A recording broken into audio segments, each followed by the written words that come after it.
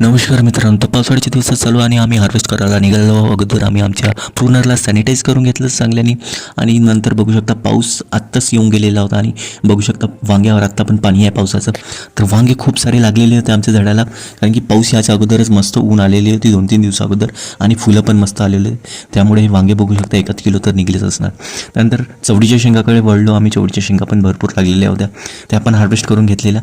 तर पावसाळ्यामध्ये काय असतो, जेव्हा बादल असतो आणि पाणी खूप येत असतो ना, तर तुमच्या झाडाचे पानं हे पिवळे पडायला चालू होतात, कारण की सूर्यप्रकाश मिळत नाही आणि पानं पण पिवळे होतात.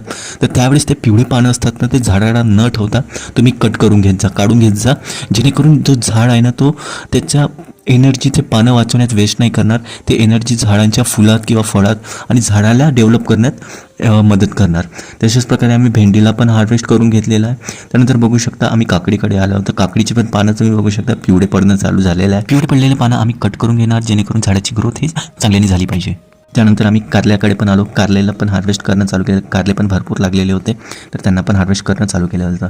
तर आपलं जे पिवळ्या पानाचं आहे ते पिवळे पानं तुम्ही कट करून ते कंपोस्टसाठी वापरू शकता. तर अदामधून जसे जसे तुम्हाला पिवळे पानं दिसले ते कट करत जा आणि कंपोस्टसाठी वापरत जा, जेणेकरून तुमच्या झाडाची डेव्हलपमेंट चांगल्याने होणार आणि ते कंपोस्ट पण घरी बनणार. अशा व्हिडिओसाठी मला फॉलो करा, लाईक करा, सबस्क्राईब करा, शेअर करा फॅमिली फ्रेंड्ससोबत. आणि तुम्ही हे माझी हार्वेस्टिंग बघून असं म्हणत असणार की यानं बाजारातून आणलं, असं काही नाही. जेन्युइन हार्वेस्टिंग आहे. जसं 2 भेंडी तोडलं तर 2च भेंडी आहे, 2 काकडी आहे. अशाच प्रकारे तुम्ही पण प्रयत्न करा. मी आहेच तुमच्यासोबत. याच्यासोबतच बोला. रामकृष्ण हरी.